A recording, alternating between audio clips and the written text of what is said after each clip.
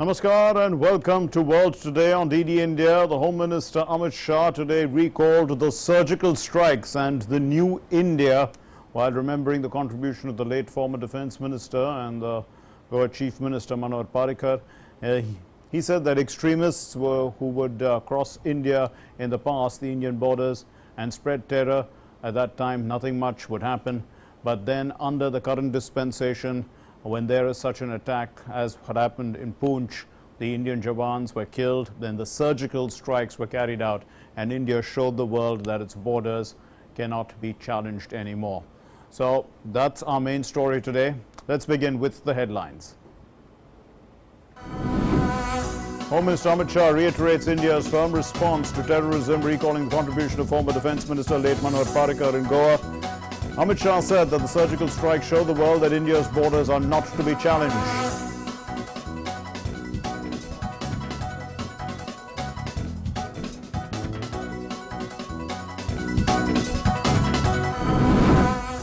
Defence Minister Arunachal conducts the final breakthrough blast of the Siachen Tunnel in Arunachal Pradesh virtually. Now this tunnel passes through the Sela Pass, and it cuts down the distance to the China border in Tawang by 10 kilometers.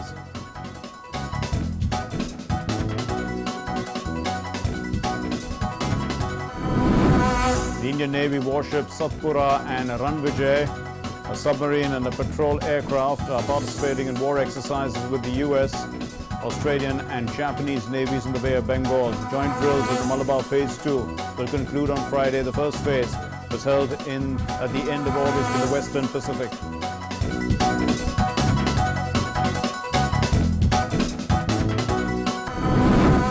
"350 personnel of the infantry battalion group headed to Alaska. This is for joint ICE military exercises with the US Army. The Yudh Abhyas is the largest running joint military training and defense cooperation between India and the US. It's happening from the 15th to the 29th of October. Japan dissolves its parliament. An election is due on the 31st of October. The new Prime Minister Fumio Kishida will now need to get the voters' backing to be back in office, and the voters are looking for a government to move beyond the pandemic and rebuild the economy.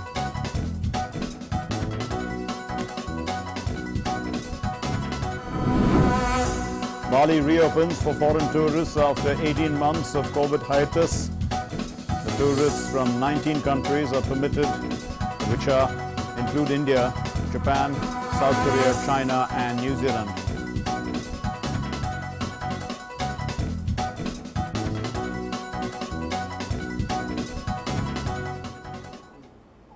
Let's begin with the big news.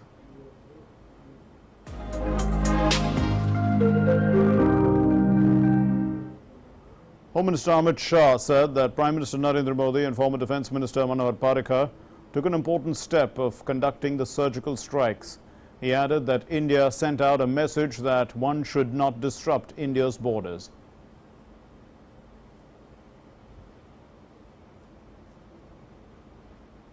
कई सालों से हमारी सीमाओं को लांघकर आक्रांता यहाँ आते थे, अलग अलग प्रकार की घटनाएं करते थे, उग्रवाद फैलाते थे और दिल्ली के दरबार से एक निवेदन के अलावे कुछ नहीं।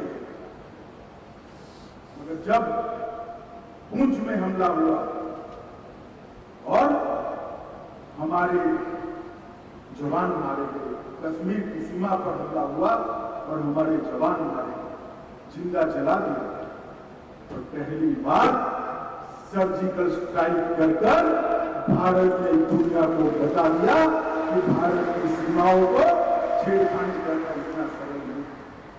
मोदी जी और पर्रिकर जी के नेतृत्व में पहली बार भारत ने अपनी सीमाओं की सुरक्षा, अपनी सीमाओं का सम्मान, अपने सार्वभौमत्व का गौरव प्रस्तावित करने का काम किया।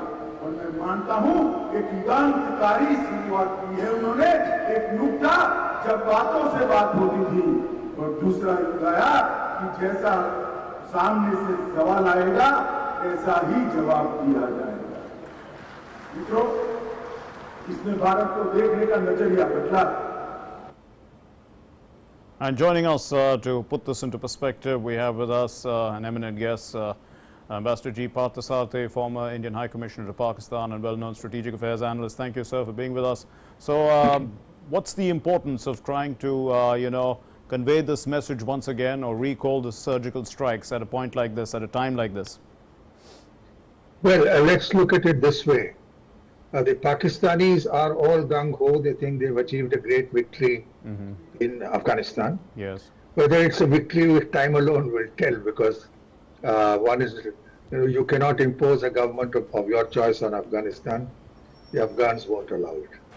But also, I think they've sort of feel very confident about their ability to destabilize India, particularly in Jammu and Kashmir, because the number of American and other weapons captured, they're going to arm quite a few people for infiltration. I think we should be prepared for that, starting from summer.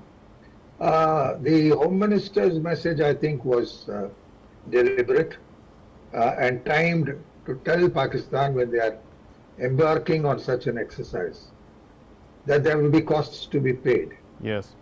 The surgical strike was certainly one way of doing it, but I'm sure they have several options under consideration what to do in case Pakistan continues to behave in this manner.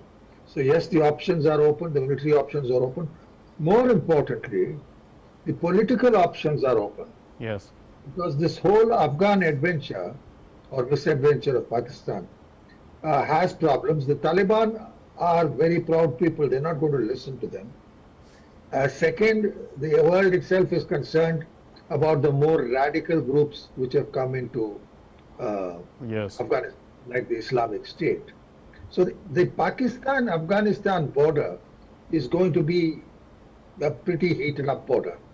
The Pakistanis will not want people coming in. They will come in. So there is that problem. But the message is very clear from us. Right.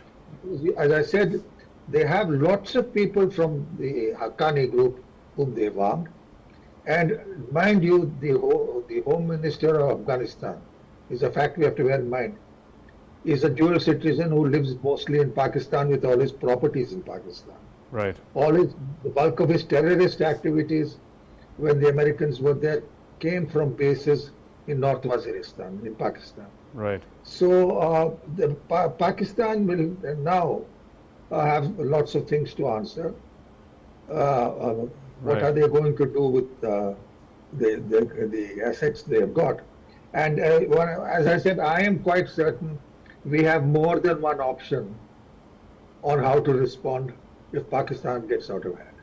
The concern is that there are radical groups that are developing because of the rise of the Taliban, and we know that Pakistan has constantly been training terrorists and infiltrating them into India, and that we've seen now there is a rise of that post or just before the winters, because it's the only time they can do it, but now the winters are coming in. So it's back to the old strategy in a sense, and with the renewed strength that they feel that they have this place in which they can recruit easily and go back to the old game. But you say that the world has changed, isn't it? But the question is that, is Afghanistan in such a situation where, they have no, where they don't have much option rather than just to sit, to actually, let's say, to assist the Pakistanis? Well, as I said, it's not the entire Afghan government, but it will certainly be elements within them. Like they had Mullah Baradar removed as Prime Minister because he wouldn't play their game. So they are going to have a tough political situation on the border. As Afghanistan's economy gets worse, more people who are going to try to cross. So that's a major problem they have to deal with. Yes. But as I said, they have access to these weapons, and the fact is that the large numbers of Pakistani groups like Lashkar and Jaish have joined the Taliban in their efforts, or are Taliban allies. Yes. So we have to be prepared for the worst, especially when the snows melt. In the meantime, yes, the sort of attacks we've had was only to be expected. Now, you have raised a good... The next summer is going to be the crucial time. Come the melting of the snows. Yes. What are they going to do? How much are they going to send? How are they going to do it? In the meantime, their economy is going down the tubes. And therefore, we have to keep the pressure up on our friends, particularly through the Quad with the Americans and the others, that they make aid to Pakistan conditional on end to terrorism. That, I think, will be a diplomatic effort. The people who are trying to get out of Afghanistan, flee, basically refugees, and that's going to happen across the world. They are going to continue to do that as long as the Taliban's in power. What do you think? I mean, is there a possibility that that route will be used by terrorists? I mean, it's most likely to happen, and how does one actually check that? That will be in smaller numbers, because most of the terrorists who get out don't necessarily come out of Pakistan. They come out of Central Asia, from Tajikistan, Uzbekistan, and Turkmenistan. Okay. So I think what will happen is certainly a movement, but even the Turks are unwilling to accept them. Yes. So they are placed in a pretty bad quandary. As I said, we have to be very careful, be prepared, but at the same time, that we should insist that Pakistan-based terrorism is not confined to just Afghanistan. It's primarily India, and therefore the world community has to keep an eye on this. I think there are people who come back from America or spoken from America. The American Congress is just furious, both parties, with Pakistani behavior. So I'm certain our diplomatic effort will be to get positive results, because right now they've got a new weapon which they are using, drones, to drop arms and armaments. These are new challenges, but I'm sure we'll beat them. Indeed, and would you say that there has been a call by some parties in Jammu and Kashmir that India and Pakistan should should at least be entering into some sort of a lower level dialogue? Do you think, I mean, given the kind of concerns that are being raised, do you think that that's a possibility, or even whether that is happening at all? Well, back channels, in my experience, are always open. Okay. At the height of Kargil, we had the back channels going. Right. I'm sure there must be lines of communication, but they will not amount to an official dialogue. Communication, yes. Dialogue will take, or a formal dialogue will take time, but lines of communication, there will be some in some way. That's been the practice, even, as I said, during Kargil, during the height of terrorism, which they were fomenting. But there's really a decision for government to take. And we've looked at Pakistan now for a very long time, and we know that they haven't changed their modus operandi. This is something that we've constantly been saying. We've been saying it in the UN every year after year. Is there some sort of change that is, even if it's incremental, that is developing over time, that Pakistan is going to abandon this policy of using terrorism as an instrument of state policy? They calibrate their use of terrorism to the pressures they face. They're very careful. They've got the assets and they calibrate it pretty well. When they know they have a slight opportunity and can get away with something, they do it. So it is a constant diplomatic exercise for us to block the various exit routes they take for terrorism. And now I think there's an important facet of our diplomacy. If you will notice, both the Prime Minister and the External Affairs Minister have focused on Central Asia. The infiltration routes will be out also through Central Asia. But we should insist that everything that comes in or goes, as far as we are concerned, will be to Chabahar in Iraq. And the Iranians, I can assure you, are not too pleased with what is happening between Pakistan and the Taliban. That was been there in the past and it continues. So starting from tomorrow, in fact, the Indian and the US troops will be exercising together in Alaska and training together in, mountain and ice kind of combat. So we already have that kind of experience, manning Siachen and these kind of the kind of border that we have both with China and with Pakistan. Do you see these also as signals that the Indian Armed Forces are basically ready for any challenge in the Himalayas? Look, everyone will have gone through what has happened in Ladakh and in Arunachal Pradesh. In Arunachal Pradesh, they came in through the McMahon line. They've always had their eyes further down south, but they were pushed back. It is a no holds barred sort of thing, but nevertheless, there have been curtailed. Yes, in certain areas like Depsang, we have to look at their moves very, very carefully. But we're holding them on our own, and yes. I think we should stick by that. And I think the nation should pay credit, all of us, to those brave Jawans who are now headed for sub-zero temperatures for at least 3 or 4 months. Please believe me, it's not an easy task. Certainly. And a final word about developing our infrastructure on the border itself. That there's going to be the Siachen Tunnel that's going to come up in Tawang next year. Today, the final blast was done so that our troops can get to the border as fast as possible. All this, done by the Border Roads Organization. We are seeing that we are definitely getting our infrastructure stronger on the entire Himalayan border. Absolutely, it is no comparison to what it was when I was in the army in the 1960s and posted in that area. Okay. So yes, we are much better off. All credit to the Border Roads Organization, who are unheralded heroes.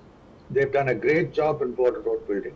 Right now, I think what the Chinese we have to look out for is what they are doing in Depsang and other areas. They have, after we started this road building in Arunachal and elsewhere, and in Ladakh, they have got nervous because they had planned on us operating at a certain pace. Yes. But the pace and the efficiency with which we improved communications, even up to Dawlat Beg Oldi, which is the only airport in the world at that height, they have taken note of it and understood. So yes, credit to all that's been done by all the people involved in our borders with China. But they now realize that 2021 is not 1962. Right. And a final word about China and Pakistan, and we keep talking about a nexus. What would you think in the context of what we've been speaking? Would the Pakistanis get support from China in this strange warfare that the asymmetric warfare that they are trying to use to infiltrate into India? Oh, absolutely.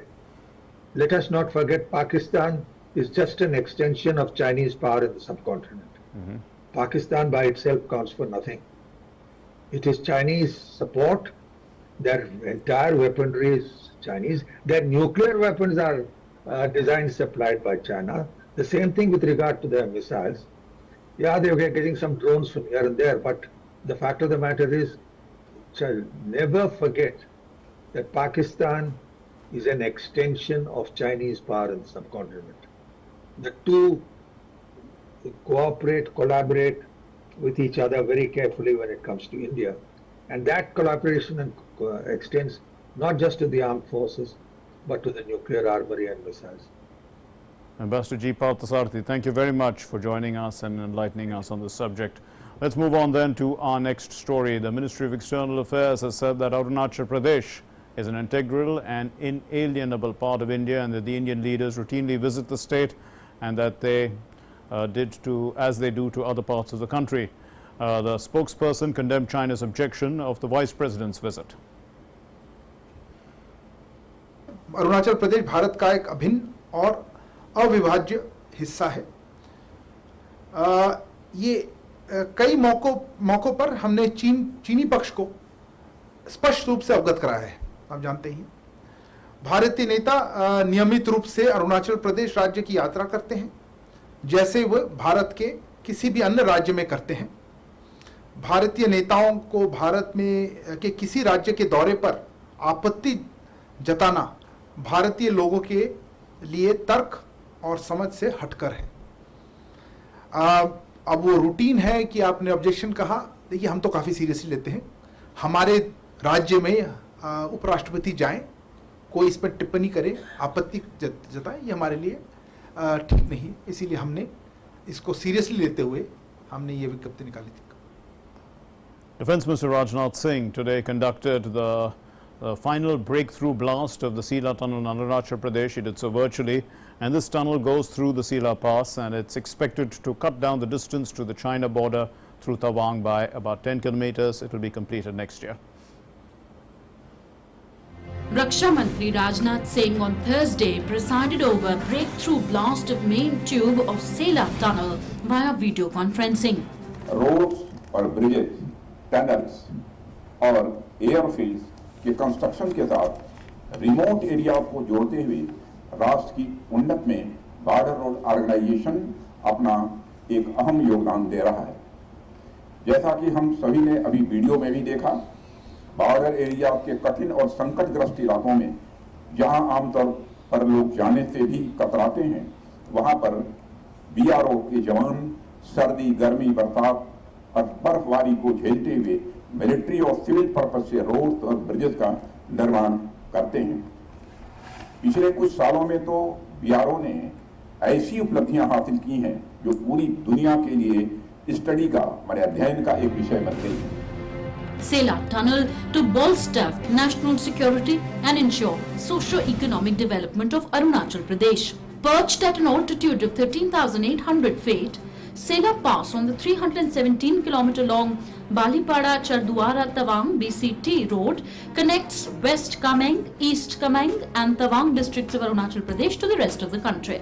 It also reduces travel time and provides all-weather connectivity to Tawang. Work on the 980-meter-long second tunnel of the project has already crossed the 700-meter mark. Upon completion, the over 1.5-kilometer tunnel will be one of the longest bi-lane road tunnels in the world at an altitude above 13,800 feet.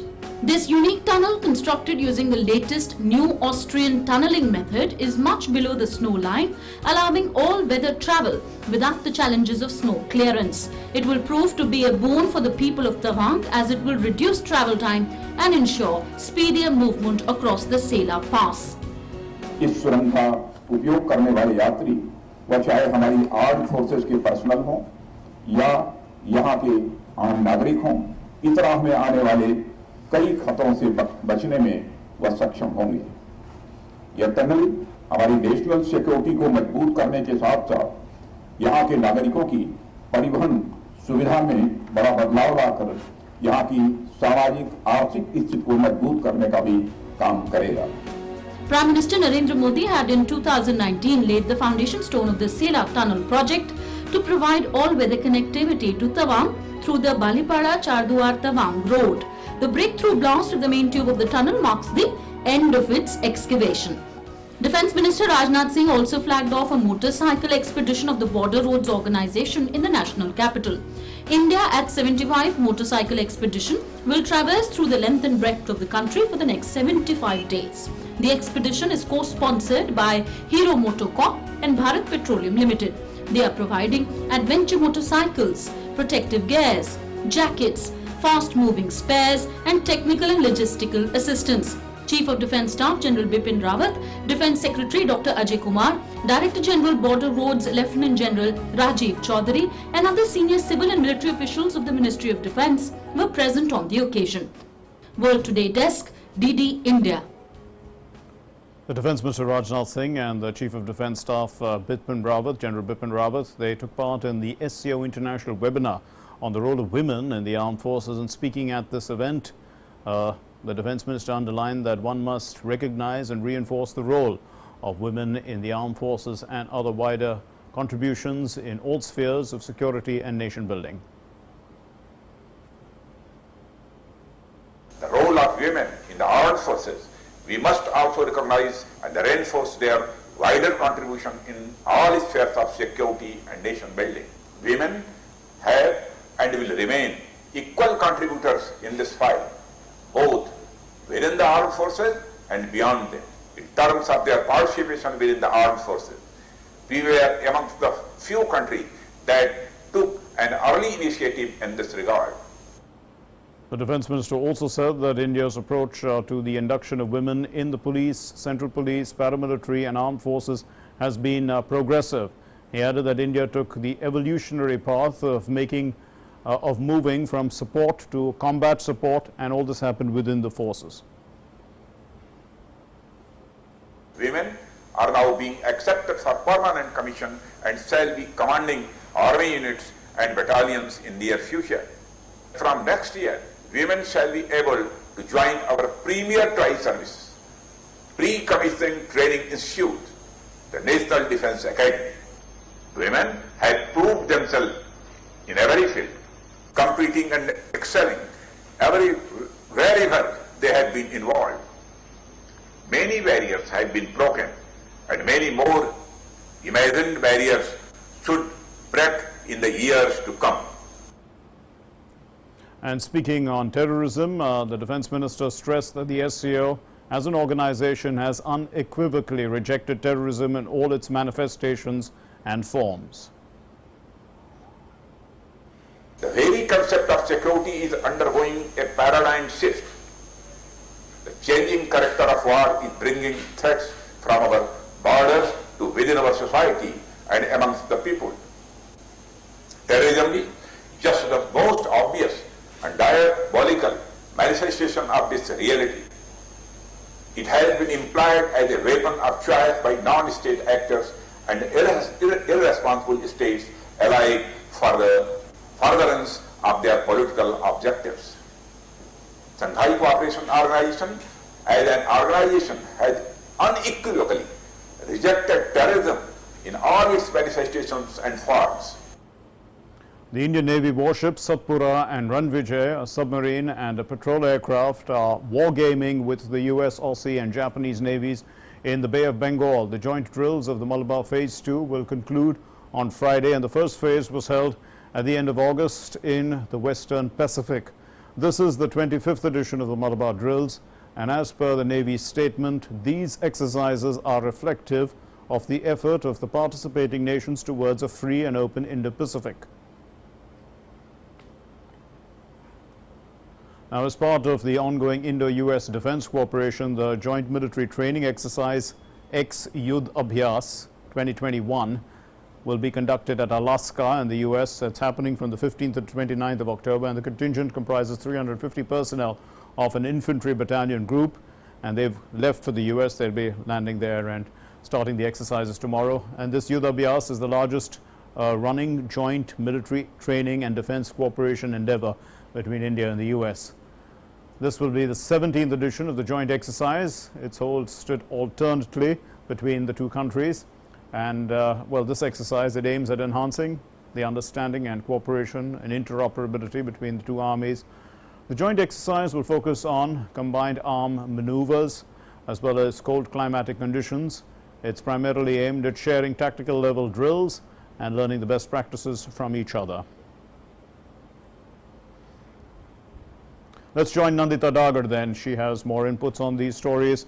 Well, Nandita, what's the broad aim? What's the big aim of these exercises? Yes, the broad aim, Mark, is containing China.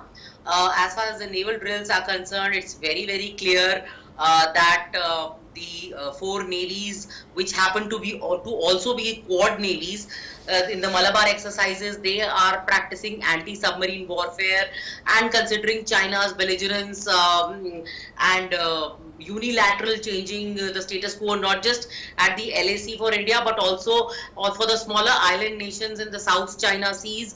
These four navies have come together, learning each other's best practices and also working together, jointmanship, be it communication, logistics, weapons, etc. How to work together. And no, this is not just symbolic, but also now it is acquiring an importance of its own, considering the Cold War, the new Cold War, the battle for supremacy that is on between the US and China, the trade war on between Australia and China since last year in May. The dispute with Japan over Senkaku and Diageo Islands, and also the legacy of World War II. India, of course, we know that we are in a standoff or a face-off at various standoff points on the LAC, on the eastern frontier in Ladakh.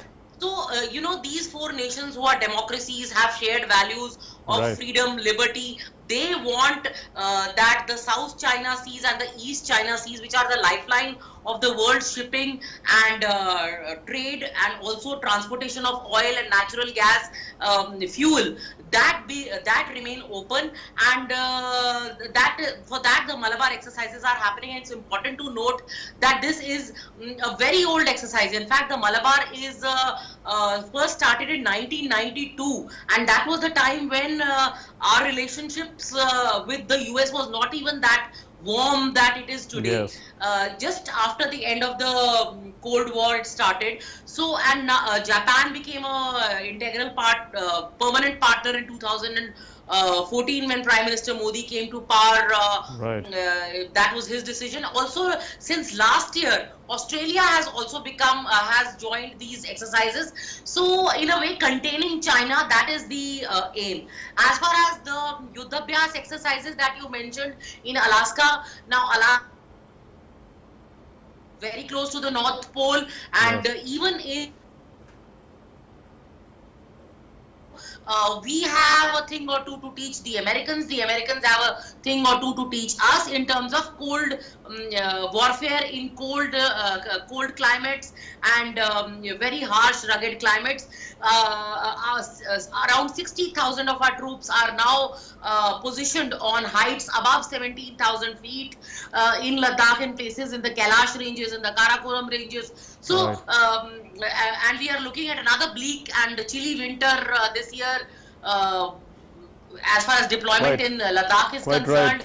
So, yes, indeed, Nandita. So let's come back to the Malabar exercises for a little while, because you have mentioned that they are old exercises. They started in 1992, but they have all the aspects. I mean, they have underwater warfare, they have surface, and they have the air component as well, since there are aircraft carriers involved. Maybe, you know, the future of war as well, one has to think about. Yes. Yes, remember, Mark, we have signed with the US LEMOA and SISMOA. These are agreements, LEMOA, SISMOA. They are agreements where we can utilize American satellite imagery. They can, of course, use our logistics, and we can also use their bases, etc., for refueling. Now, when common communication formats are designed, it becomes easier for the four navies to operate. And you mentioned that they are carrying out weapon firings in all three dimensions. Just remember that the China is such a wily operator that it carries out anti-piracy missions. It has been carrying out anti-piracy missions in the Gulf of Aden and the Indian Ocean region with submarines. And which is unheard of anywhere. How can submarines carry out anti-piracy missions? But that is a ruse. So submarines are an essential part. The US, of course, is wary because it is believed, the US believes there is a report from the Pentagon that the US warships face significant threat from the Chinese anti-ship missiles. And these anti-ship cruise missiles can be launched on the land as well as from seas. So the US is concerned about that. Remember the AUKUS deal. Why is that significant? The Australians are building their submarine capabilities. Yes, in all dimensions, there is a maritime patrol aircraft which is hunting for submarines below the surface of the water. So all these aspects are there. The US are fielding a patrol aircraft. The Japanese are featured. Absolutely. Nandita, a final word, you know, about the exercises, the Yuddhabhyas exercises in Alaska. We are now approaching the winter, and we know that it's going to be a harsh winter in those places, so you get acclimatized to the worst possible. but one can't, let your guard down as far as the enemy is concerned, even the harshest winters. And, I was talking a little earlier to Ambassador G. Parthasarathi, who was saying that we have to, think about the people who are basically fighting this war, especially in the winter times. And these are the guys, aren't they? Yes, sir, very much so. Because you asked me to keep it short and brief, I would wholeheartedly agree with Ambassador Parthasarathi, as well as I would second your opinion. Very true. We'll leave it there. Thank you very much, Nandita Daga, for joining us. Now, moving on then to our next story. India's Chief of Army Staff, General Naravane, today met the Sri Lankan Prime Minister Mahinda Rajapaksa. They discussed enhancing existing defence cooperation between India and Sri Lanka. Earlier, the Sri Lankan Prime Minister's office said that the positive interaction will help cement bilateral relations between the two countries at all levels, including people-to-people connections. General Naravane is on a 5-day visit, and it's going to strengthen bilateral military ties. Well, the Japanese have dissolved their parliament. They've set the stage for an election on the 31st of October. The new Prime Minister, Fumio Kishida, who's just been in the job for 11 days, is about to find out whether the Japanese people will allow him to stay in office or find another leader. Voters, they are hoping for a government with plans to take decisive action to end the pandemic and also to rebuild the economy. Let's look at this report. Japan's new Prime Minister Fumio Kishida has dissolved parliament on 14th of October, setting the stage for an election at the end of the month. Fixing the pandemic-battered economy will be a major challenge for the new government. The campaign will kick off on 19th of October formally, followed by the vote on 31st of October. Kishida enjoys reasonable public support 11 days into the job. Polls show boding well for his goal of maintaining a lower house majority for his Liberal Democratic Party and its Komeito Party coalition partner. Voters will want to see a government with plans for decisive action to end the pandemic and rebuild the economy. A recent Senkai newspaper poll showed that about 48% say they want the Kishida administration to work on coronavirus most, followed by economic recovery and employment. Kishida's party is promoting his push for coronavirus measures, including supplying oral antiviral medication this year, as well as his vision of realizing a new capitalism that focuses on economic growth and redistribution of health. The ruling party has also called for a sharp increase in defense spending to acquire the capability to destroy ballistic missiles amid China's increasingly assertive posture over Taiwan. Despite Japan's stock market surging after 8 years of economic stimulus under Abenomics, that new wealth is concentrated in a small slice of society that workers in the capital say is not trickling down to them. I want to increase the amount of money we make. My husband works for a publicly listed company, but it's still difficult to raise a child in the city because city life is expensive. The stock price now does not reflect the current economy. Also, I don't think all businesses should raise wages. Businesses, including hotels, restaurants, and other service sectors, have been hard hit by the COVID-19 pandemic. So we need to discuss this more. So I am not convinced by the idea to raise wages for all businesses. Shigeto Nagai, an economist at Oxford Economics, said offering short-term tax breaks likely will not convince firms to raise wages, calling instead for reforms in areas such as Japan's rigid labor system. I believe that Abenomics has failed to return the huge profits to households in the form of wages. The main reason for this is that in a drastically changing environment and with the lifetime employment system, corporate managers could not simply raise wages, which are a fixed cost, because they must take care of new employees who join the company until they are 65 or 70 years old. Japan's poverty rate is the second highest among G7 nations and the 9th highest among OECD countries, according to the organization's survey based on data available up to 2020. Nominal wages rose just 1.2% from 2012 through 2020, government data showed. Japanese households' average wealth fell by 3.5% from 2014 to 2019, although the top 10% wealthiest saw an increase according to another government survey. World Today Desk, DD India. The World Health Organization has proposed 26 experts to form its new scientific advisory group for the origin of, it's called, that's the name of the group in fact, SAGO, and this is to find out about novel pathogens, to probe the source of SARS-CoV-2, which is COVID. And the proposal of 26 members comes ahead of a 2-week period of public consultation.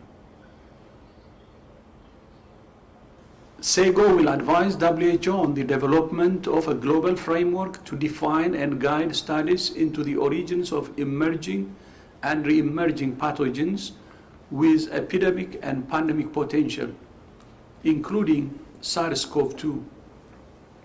There will now be a 2-week public consultation period for WHO to receive feedback on the proposed SAGO members, following which the composition of SAGO will be confirmed and the group will have its first meeting. The emergence of new viruses with the potential to spark epidemics and pandemics is a fact of nature. And while SARS-CoV-2 is the latest such virus, it will not be the last. WHO's top emergency expert Mike Ryan said that SAGO may be the last chance to establish the origins of SARS-CoV-2. That is a human endeavor to understand a virus that has stopped our whole world. And I would ask everyone, countries, journalists, and everybody else, to create a little space for that discussion to happen. Because this is probably, right now, this is our best chance. And it may be our last chance to understand the origins of this virus in a collegiate, collective, and mutually responsible way. So I just want to remind you that that discussion is taking place on our channel in a program called BioQuest. But let's move on to our story. The WHO technical lead on COVID-19 voiced hope that there would be further WHO-led international missions to China, which required its cooperation. Reports of China doing tests for antibodies present in Wuhan residents in 2019 will be absolutely critical to understand the virus's origins. Let's listen. I anticipate that the SAGO in its discussions about the urgent next steps for understanding, the origins of the current pandemic will recommend further studies in China and potentially elsewhere. And we very much hope that there will be further missions to China and other countries. The SAGO itself will make recommendations or give advice to WHO. Indonesia's top holiday destination, Bali, has reopened for foreign tourists after 18 months of COVID-19 pandemic hiatus. Well, the international airport in the island was empty because there are no flights scheduled to land. But tourists from 19 countries have been permitted to visit Bali, and these countries include India, Japan, South Korea, China, and New Zealand. The list also includes several countries from Western Europe and the Gulf of Arabia. Well, the government is working on reviving Bali's tourism industry, which has been suffering, obviously, in response to the sharp fall in COVID-19 cases since July now. So there is a chance for them to restart when Indonesia was Asia's COVID-19 epicenter. That happened in July. Time for our next segment, which is News at a Glance. Take a look.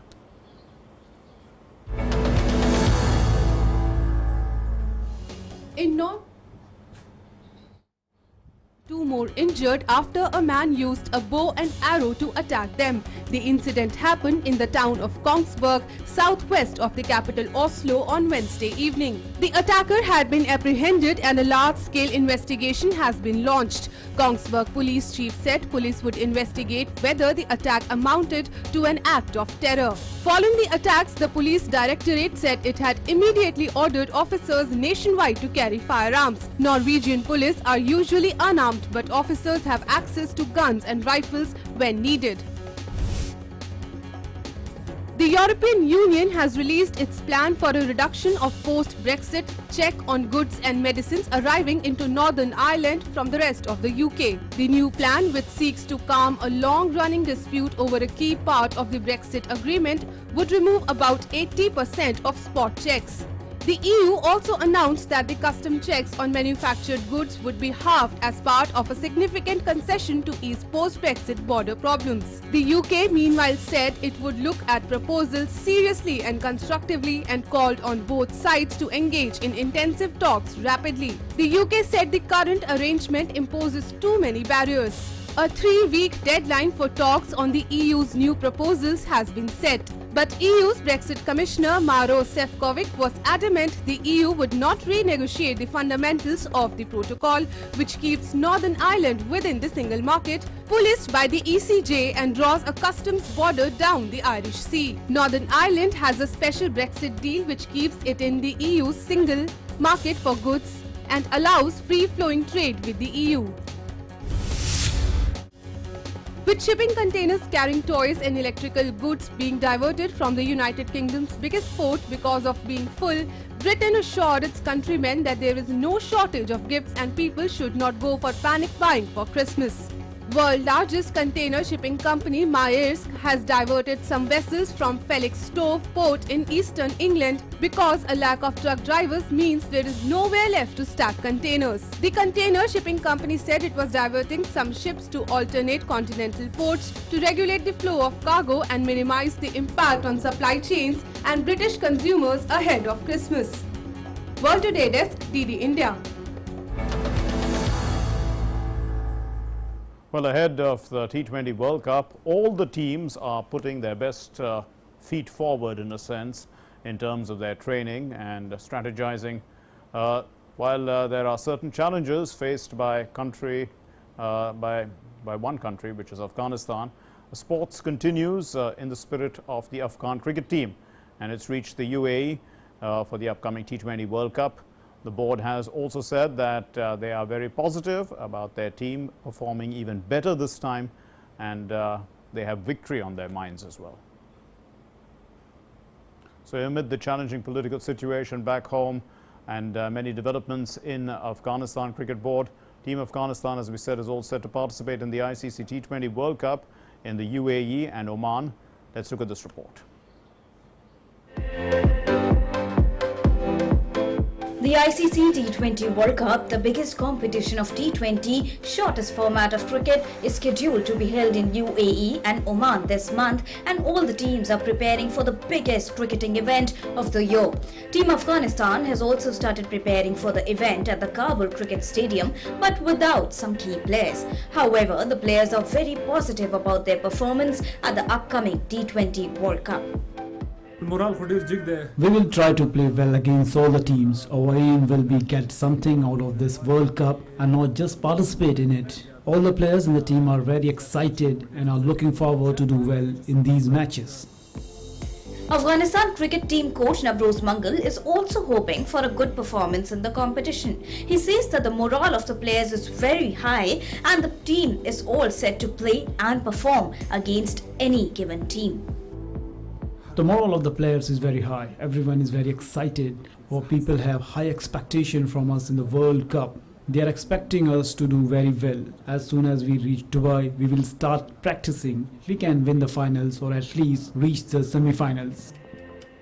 However, the domestic situation in Afghanistan has also been challenging for quite a while now, and Taliban's capture have also had an impact on sports. On the other hand, there has also been a lot of change in the Afghanistan Cricket Board. It was also believed that this could also affect Afghanistan's participation in the T20 Cricket World Cup. However, leaving all these things behind, Afghanistan seems to be ready to take part in the T20 Cricket World Cup.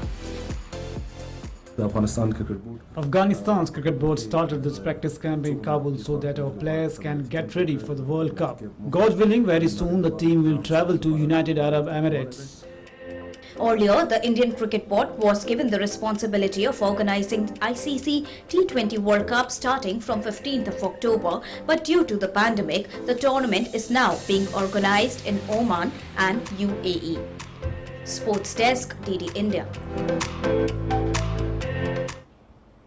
Cricket Australia's Chief Executive Nick Hockley said that preparation for the upcoming Ashes series was full steam ahead, and Hockley said that various travel exemptions and biosecurity protocols for the English touring squad were being worked out. Cricket Australia and the England Cricket Board and Australian authorities, they've been negotiating for months over touring conditions in a country where international arrivals must isolate in quarantine hotels for 14 days regardless of their COVID-19 vaccination status. The first test is to begin in Brisbane. This is happening December 8, followed by a day-night match in Adelaide from December 16 before the traditional Boxing Day test match in Melbourne. Now Sydney will be hosting the fourth match, and the final test that will be happening in Perth starting January 14. Let's take a look at different events that took place around the world today in history.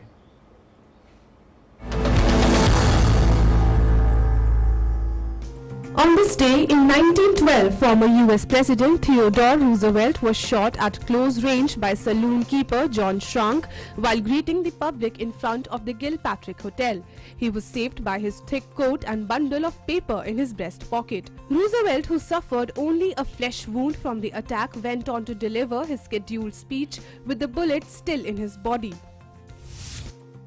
On the same day in 1964, US civil rights leader Martin Luther King was awarded the Nobel Peace Prize. He won the Nobel Peace Prize for his dynamic leadership of the civil rights movement and steadfast commitment to achieving racial justice through non-violent action. In 1955, he organized the first major protest of the civil rights movement. Influenced by Mohandas Karamchand Gandhi, he advocated non-violent civil disobedience to racial segregation. In 2001, on this day, 2 days of anti-American riots in the northern Nigerian city of Kano ended. At least 200 people died in the riots, in which churches, mosques and shops were set on fire. In 2005, English actor Daniel Craig was named as the new James Bond, ending months of speculation over who would take over from Pierce Brosnan. Eon Productions named Daniel Craig as the sixth actor to portray 007, taking over from Pierce Brosnan. Craig signed a 3-film contract with the first Casino Royale to begin filming in January 2006 with an expected release of November 2006. In 2006, Grammy Award-winning singer Freddie Fender died of cancer at the age of 69. He won a Grammy for Best Latin Pop Album in 2002 for La Música de Valdemar Huerta. He also shared in 2 Grammys with the Texas Tornadoes, which won in 1990 for Best Mexican-American Performance for Soy de San Luis. World Today Desk, DD India.